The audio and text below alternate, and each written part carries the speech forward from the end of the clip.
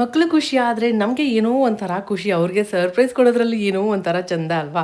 So ನಾವು ಇವಾಗಿದ್ದೀವಿ ಕಣ್ಣೂರಲ್ಲಿ. ನಾವು vegetarians ಆಗಿರೋದ್ರಿಂದ ನಮಗೆ ವೆಜ್ ಫುಡ್ ಸಿಗ್ತಾನೆ ಇರಲಿಲ್ಲ. ತುಂಬಾ ಕಡೆ ಎಲ್ಲ ನೋಡಿದ್ವಿ, ವೆಜ್ ಆಪ್ಷನ್ಸ್ ಎಲ್ಲ ಕಮ್ಮಿ ಇತ್ತು. ಸೊ ನಾವು ಇಲ್ಲಿ ಕಣ್ಣೂರಲ್ಲಿ ಫ್ರೆಂಡ್ ಇದ್ರು, ಅವ್ರಿಗೆ ಕೇಳಿದ್ರೆ ಅವರೇ ಹೇಳಿದ್ರು ವೆಜ್ ಕಮ್ಮಿನೇ ಅಂತ. ನಾವು ಹಂಗೆ ಹುಡ್ಕೊಂಡು ಬಂದರೆ ನಮಗೆ ರಾಸಾವತಿ ಅಂತ ಒಂದು ಸಿಕ್ತು. ಜಸ್ಟ್ 300 ರುಪೀಸ್ಗೆ ಫುಲ್ ಮೀಲ್ಸ್ ಅನ್ಲಿಮಿಟೆಡ್. ಎಷ್ಟು ಹೊಟ್ಟೆ ತುಂಬ ತಿಂದ್ವಿ, ನಿಜವಾಗ್ಲೂ ತುಂಬ ಖುಷಿ ಆಯಿತು. ಆ್ಯಕ್ಚುಲಿ ಫಸ್ಟ್ ಹೋದಾಗ ಮೀಲ್ಸ್ ಇಲ್ಲ ಅಂತ ಹೇಳಿದ್ರು, ಯಾಕಂದರೆ ಆಫೀಸಿಂದ 40 ಮೆಂಬರ್ಸ್ ಎಲ್ಲ ಬಂದು ಎಲ್ಲರೂ ಮೀಲ್ಸ್ ಆರ್ಡರ್ ಮಾಡಿದ್ರು ಅಂತ. ಸೊ ಹಾಗಾಗಿ ನಮಗಿಲ್ಲ ಅಂತ ಹೇಳಿದ್ರು. ಆಮೇಲೆ ಏನಾಯ್ತು ಏನೋ ಗೊತ್ತಿಲ್ಲ, ನಿಮಗೆ 2 ಮೀಲ್ಸ್ ಅರೇಂಜ್ ಮಾಡ್ತೀನಿ ಅಂತ ಮಾಡಿ ಕೊಟ್ಟರು. ಸೊ ಅವ್ರು ಏನಾಗಿ ಅಲ್ಲಿ ಬರಬೇಕಾದ್ರೆ ಒಂದು ಪೇಡ ಕೊಟ್ಟರು. ಸೊ ನಮ್ಮ ಕಡೆ ಹೆಂಗೆ ನಂದಿನಿ, ಇಲ್ಲಿ ಇದೇ ಥರ ಮಿಲ್ಮಾ ಅನ್ಸುತ್ತೆ, ತುಂಬ ಚೆನ್ನಾಗಿತ್ತು ಟೇಸ್ಟ್ ಕೂಡ. ಸ್ವಲ್ಪ ನೋಡಕ್ಕೆ ಸೇಮ್ ನಂದಿನಿ ಪೇಡ ಥರನೇ ಇತ್ತು. ಅಲ್ಲಿದ್ದ ತಿನ್ಕೊಂಡು ಸೀದಾ ನಾವು ಸ್ಟೇ ಮಾಡ್ತಿರೋ ಪ್ಲೇಸ್ ಕಡೆ ಬಂದ್ವಿ.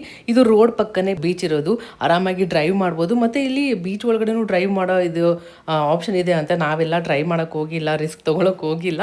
ಸುಮ್ಮನೆ ಹಂಗೆ ಆಚೆಯಿಂದನೇ ಎಂಜಾಯ್ ಮಾಡಿದ್ವಿ. ಲೈಟಾಗಿ ಮಳೆ ಬೇರೆ ಬರ್ತಾ ಇತ್ತು, ಈ ಬೀಚ್ ಸೌಂಡ್ ಕೇಳ್ತಾ ಇದ್ರೆ ಈ ಲಾಂಗ್ ಡ್ರೈವ್ ಅಲ್ಲಿ ತುಂಬ ಚೆನ್ನಾಗಿರುತ್ತೆ.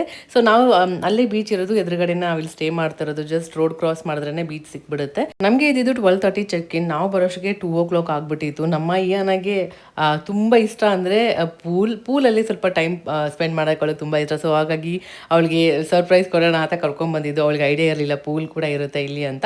ಸೊ ಅವಳಿಗೂ ಕೂಡ ತುಂಬ ಖುಷಿ ಆಯಿತು. ನೆಕ್ಸ್ಟ್ ನಮ್ಮ ಮಿಯಾನೇ ರೂಮ್ ಟೂರ್ ಕೊಡ್ತಾಳೆ. ಯಾವ ಥರ ಇತ್ತು ಅಂತ ನಿಮ್ಮ ಜೊತೆ ಶೇರ್ ಮಾಡ್ತೀನಿ. ಹಾಗೆ ಈ ವಿಡಿಯೋ ಇಷ್ಟ ಆದರೆ ಲೈಕ್ ಮತ್ತು ಫಾಲೋ ಮಾಡೋದನ್ನ ಮರಿಬೇಡಿ.